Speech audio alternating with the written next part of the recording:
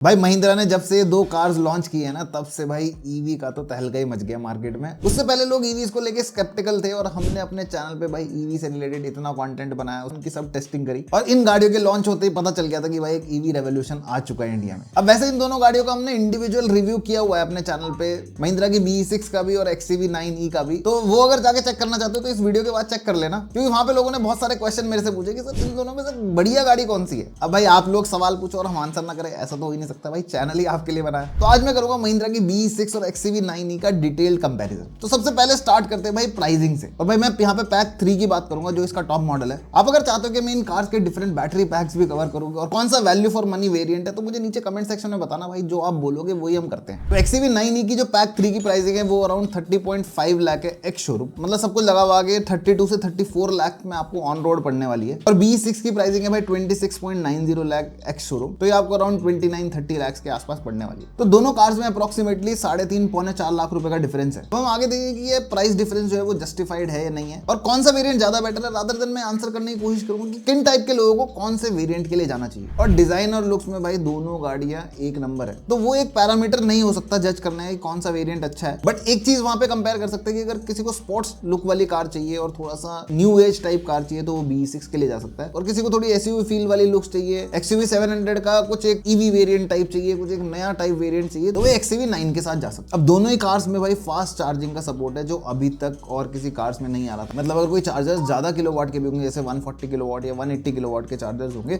तो दोनों गाड़ियां सपोर्ट करेंगी। और दोनों की बैटरी कैपेसिटी भी 79 किलोवाट आवर की है। और यहाँ पे कंपनी क्लेम करेगी भाई 180 किलोवाट के चार्जर से 20 मिनट्स में गाड़ी फुल चार्ज हो जाएगी। मतलब ट्रांसमिशन में तो इसमें कोई प्रॉब्लम नहीं है, इलेक्ट्रिक कार है और बिल्कुल सिमिलर ही है। कोई इसमें ऐसी चीज नहीं है कि आप कौन सी बेटर, यहाँ पे दोनों इक्वल है। अब दूसरा पैरामीटर आ जाता है भाई इसकी डायमेंशंस और कैपेसिटी का। यहाँ पे आपको समझ आएगा कि वो प्राइस डिफरेंस कैसे जस्टिफाई होता है। BE6 की जो लेंथ है वो 4371 mm है, मतलब दोनों ही SUV अबव 4 मीटर्स है। बट XCV9E की जो लेंथ है वो है भाई 4789 mm, जो कि एक 7 सीटर गाड़ी के बराबर है। बाकी विड्थ वाइज दोनों गाड़ियां सेम है, बट हाइट वाइज भी XCV9E थोड़ी सी ज्यादा है। BE6 1627 mm है और XCV9E 1694 mm। अब ground clearance, wheel base, seating capacity दोनों गाड़ियों की सेम है, बट सबसे ज्यादा जो डिफरेंस है इन दोनों गाड़ियों में वो है भाई बूट स्पेस का। XCV9 में 663 लीटर्स का बूट स्पेस और BE6 में 455 लीटर्स का बूट स्पेस। तो यहाँ पे एक डिफरेंस है। और दूसरा डिफरेंस फ्रंट स्पेस में भी आ जाता है। ये मैंने इंडिविजुअल रिव्यू में दिखाया भी था कि BE6 में अराउंड 45 लीटर्स का फ्रंट स्पेस है, बट XCV9 में 150 लीटर्स का फ्रंट स्पेस है। तो जो लोग बहुत दूर जाते हैं, बड़ी फैमिली के साथ जाते हैं और उनके पास भाई बढ़िया तगड़ा सामान होता है, तो उनके लिए XCV9 एक बढ़िया चॉइस बन सकती है। अब समझते हैं कि गाड़ी के अंदर के डिफरेंसेस क्या है। अब इंटीरियर में भाई दोनों ही गाड़ी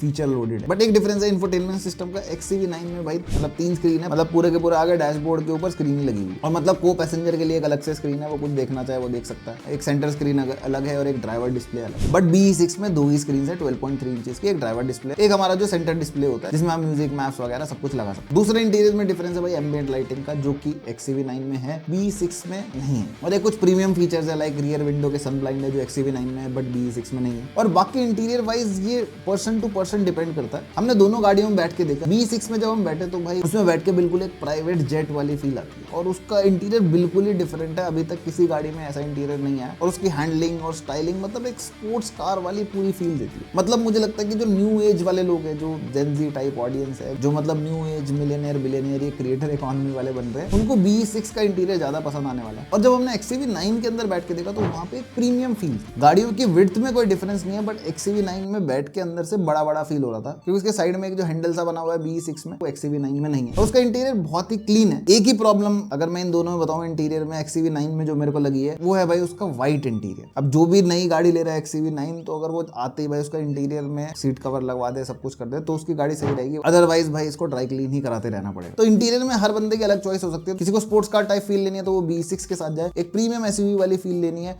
और शॉफर ड्रिवन कार में इंटरेस्ट रखता है तो उसे XCV9 के साथ जाना चाहिए। मतलब एज ए सेफ्टी में हम दोनों गाड़ी में कोई कंपैरिजन नहीं कर सकते, सारे फीचर्स है। एक चीज है जो ADAS के फीचर्स हैं वो भाई BE6 में बहुत ज्यादा है, बट XCV9 में नहीं। जैसे कि forward collision warning, automatic emergency braking, traffic sign recognition, lane departure warning, ये सारी के सारे BE6 के अंदर है, बट XUV9 के अंदर नहीं है ये फीचर्स। और मैं देख रहा हूँ जो डिजाइन के हिसाब से BE6 हाई स्पीड कार के लिए बनाई गई है, XUV9 एक प्रीमियम लुकिंग SUV टाइप है, वो उस तरीके से डिजाइन की गई है। बाकी दोनों कार्स में ऐसा कोई डिफरेंस नहीं है। एक ही चीज है जो डिफरेंस क्रिएट करता है, वो है भाई बैटरी पैक दोनों में सेम है, लेकिन कंपनी की क्लेम्ड रेंज दोनों के लिए अलग अलग है। XUV9 को बोलते हैं कि वो 656 किलोमीटर चल सकती है, and BE6 has more range जो कि 683 किलोमीटर की है। अब ऐसा क्यों है? ये हो सकता है गाड़ी की लेंथ डिफरेंस है, गाड़ी का वेट डिफरेंस है, तो उस हिसाब से बैटरी डिफरेंट परफॉर्मेंस दिखा सकती है। बट एक्चुअल टेस्ट तो देखना पड़ेगा, रियल लाइफ में होगा। बहुत सारी प्रॉब्लम्स आ रही हैं गाड़ी में। कुछ लोगों ने XUV9 खरीदी है, कंटेंट क्रिएटर यूट्यूबर ही हैं, जिनके साथ दिक्कतें आ गई कि रेंज बता रहे हैं 600-700 की, तो 400-500 तो चलनी चाहिए, तो 200 में जाके ही बंद हो गई। नई महिंद्रा ईवी को हम लोग टो कर रहे हैं अपनी फॉर्च्यूनर से। ये क्लेम कर ही रहे हैं 550, 200 चलिए भाई, 200। बट हो सकता है किसी वेरिएंट में कोई ना कोई प्रॉब्लम हो, बट गाड़ी की जो रेंज डिपेंड करती है वो डिपेंड करती है बैटरी पैक पे। और जो BYD की सेम बैटरी पैक है जिसका हमने टेस्टिंग की है, वही सेम बैटरी पैक इनमें लगा हुआ है। तो वहां पे हमने देखा है कि वो 500-550 की रेंज आराम से देती है। अब उसके गाड़ी के एरोडायनामिक्स अलग हो सकते हैं, उसकी वेट भी एक्स्ट्रा है। तो मेरे को लगता है कि रियल लाइफ में अगर मैं बोलूं XUV9 500 किलोमीटर चल सकती है और BE6 550 किलोमीटर तक भी चल सकती है। अब और बहुत सारी चीजें मैंने चेक करने की कोशिश की भाई इन कार्स में, दोनों में कोई बहुत बड़ा डिफरेंस नहीं है, सिर्फ इन्हीं चीजों का डिफरेंस था, मैं आपको अभी इस वीडियो में बता चुका हूं। अब इंपॉर्टेंट ये है कि कौन सी गाड़ी किन लोगों को रेकमेंड करनी है। देखो गाड़ियां दोनों बहुत बढ़िया हैं, कंपेयर नहीं कर सकते कि इसके साथ जाऊं या इसके साथ जाऊं, लेकिन डिफरेंट टाइप के पर्सनैलिटी को डिफरेंट गाड़ी पसंद आ सकती है। आपको चाहिए स्पोर्ट्स कार, आप सिंगल हो, आप ठीक ठाक पैसा बना रहे हो, आप चाह रहे हो मुझे एक नई गाड़ी लेनी है। वैसे मेरे पास एक और वीडियो का आइडिया भी है कि गाड़ी मेरे लिए अफोर्डेबल है या नहीं है, वो हम कैसे फाइंड आउट करें। अगर आप चाहते हो कि मैं उस टॉपिक पे भी वीडियो बनाऊं तो मुझे कमेंट सेक्शन में बता दिया करो यार। मेरे दिमाग में आइडियाज होते हैं, लेकिन आप बोलोगे तो यार फिर मेरे अंदर मोटिवेशन आएगा ना बनाने का। और अगर भाई अभी न्यू एज एंटरप्रेन्योर हो, क्रिएटर इकोनॉमी से पैसा बना रहे हो और मुझे लगता है कि आप बढ़िया अर्निंग कर रहे होगे, तो भाई BE6 आपके लिए एक बढ़िया चॉइस है। मतलब जो भी ऑडियंस अभी फर्स्ट कार लेने की प्लानिंग है और वो 18-20 ईयर्स ऑफ एज से लेके 28-29 ईयर्स ऑफ एज के बीच में, ऐसे नहीं कि उनसे बड़े लोग नहीं ले सकते, बट इनके लिए आइडियल कार बन सकती है। और उसमें अगर आप सिटी ड्राइव करते हो तो आप पैक डिसाइड कर सकते हो कि मुझे किसके साथ जाना है, depending upon your budget. Variants में कंपेयर कर दूंगा अगर आप पूछोगे तो, ऐसे नहीं करूंगा। और XUV9 में उन लोगों को रिकमेंड करूंगा जो मैरिड हैं, मे बी वो एक फैमिली बना चुके हैं या फिर वो अपने पेरेंट्स के साथ रहते हैं और एक प्रीमियम फील वाली SUV देख रहे हैं और EV एक्सपीरियंस भी लेना चाहते हैं, तो उनके लिए भाई XUV9 एक परफेक्ट चॉइस है। ऐसे लोग जो शॉफर ड्रिवन कार लेने में इंटरेस्टेड होता है, जिनके लिए ड्राइवर चलाता है और उनको आराम से पीछे बैठना होता है, तो भी XUV9 एक बहुत बढ़िया चॉइस है। अब वेरिएंट इनमें कौन सा लेना है वो मैं तभी बताऊंगा जब भाई पूछोगे आप लोग। अगर मैं ऐसे थोड़ा ना बताता रहूंगा, पूछोगे तभी बताऊंगा। तो यही था मेरी तरफ से भाई इनका डिटेल्ड कंपैरिजन। आपको कौन सी गाड़ी पसंद है और पर्सनली आप कौन सी लेने का प्रेफर कर रहे हो, वो भी मुझे नीचे कमेंट सेक्शन में बताना। और कोई ऐसी चीज है जो मैं नहीं कवर कर पाया वो भी बता सकते हो, मैं आपका कमेंट पिन कर दूंगा। बाकी वीडियो पसंद आया तो like share subscribe bell icon पर ऑल कर दिया करो। बार बार क्यों बताना पड़े, बार बार बताना नहीं पड़ना चाहिए यार। चैनल भले ही नया है लेकिन कंटेंट में दम है, जाके चेक करो सब कैसे एक्सट्रीम टेस्टिंग हमने EVs की करी हुई है, क्या डिफरेंट कार्स के रिव्यू बनाए हुए हैं, और पसंद आए तो जरूर सब्सक्राइब करना। बाकी मिलते हैं फिर किसी नेक्स्ट इंटरेस्टिंग सी वीडियो में, तब तक के लिए